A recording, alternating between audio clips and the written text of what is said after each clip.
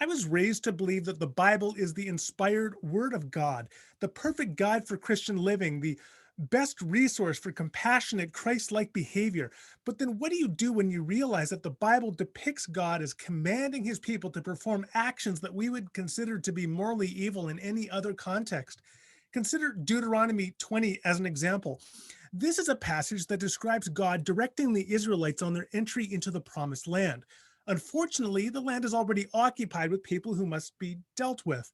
God directs that those near the land are to receive the following treatment. When you march up to attack a city, make its people an offer of peace. If they accept and open their gates, all the people in it shall be subject to forced labor and shall work for you. If they refuse to make peace and they engage you in a battle, lay siege to that city. When the Lord your God delivers it into your hand, put to the sword all the men in it. As for the women, the children, the livestock, and everything else in the city, you may take these as plunder for yourselves. Well, these are pretty stark options, aren't they? Option A, surrender and be enslaved, or option B, fight, be slaughtered, and then have the women and children enslaved. But if you think that's bad, look behind door number two. This is what happens to the tribes living within the land. In the cities of the nations, the Lord your God is giving you as an inheritance. Do not leave alive anything that breathes.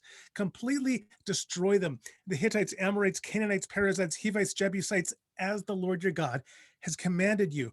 Do not leave alive anything that breathes. Completely destroy them.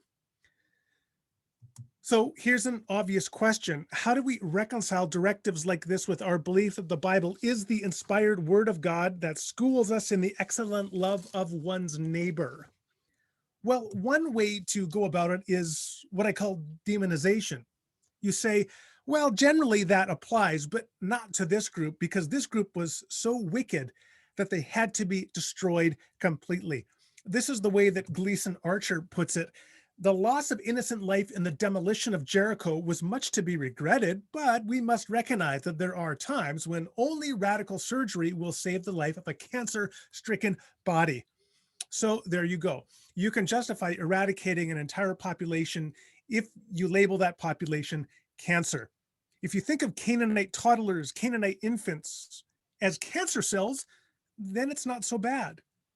You know who else infamously justified genocide by treating the targeted outgroup as a disease, a pestilence? Yep, you got it. Adolf Hitler. Jews, said Adolf Hitler, are a racial tuberculosis.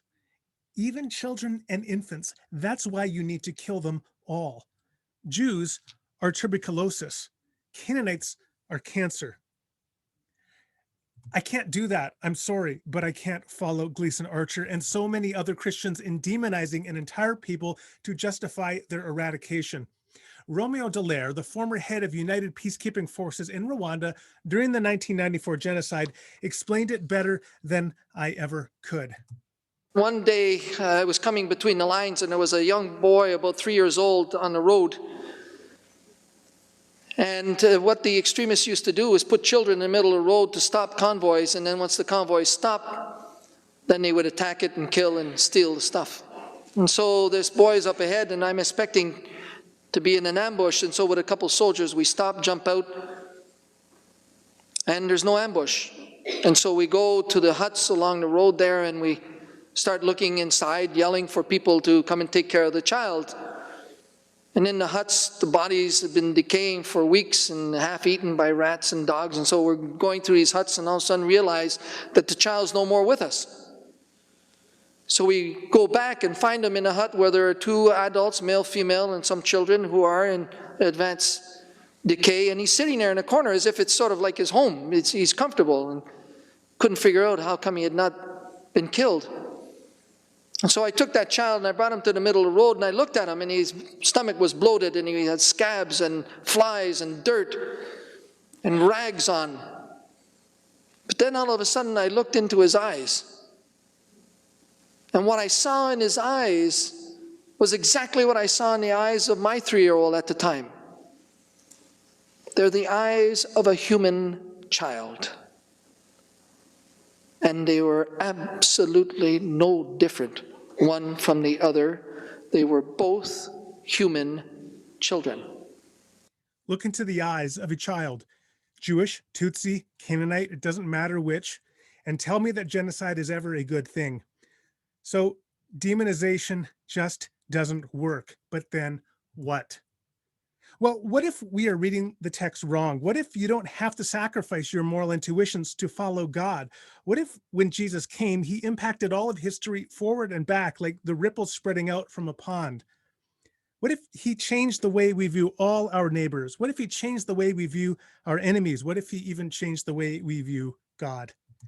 Indeed, Jesus did change the way we view God. He revolutionized our understanding of God and his kingdom. Even as he hung on the cross, he asked, "Forgive them, for they know not what they do." If ever there was a moment to curse your enemy in history, it was in this moment, and Jesus called for forgiveness. It was Jesus who, in giving us the new law, said, "You have heard it was said, love your neighbor and hate your enemy. But I tell you, love your enemy and pray for those who persecute you, that you may be children of your Father in heaven." What if the call to love our neighbors extends to everyone throughout history? What if Jesus wants us to learn to love all our enemies? What if he wants us to learn even to love the Canaanites?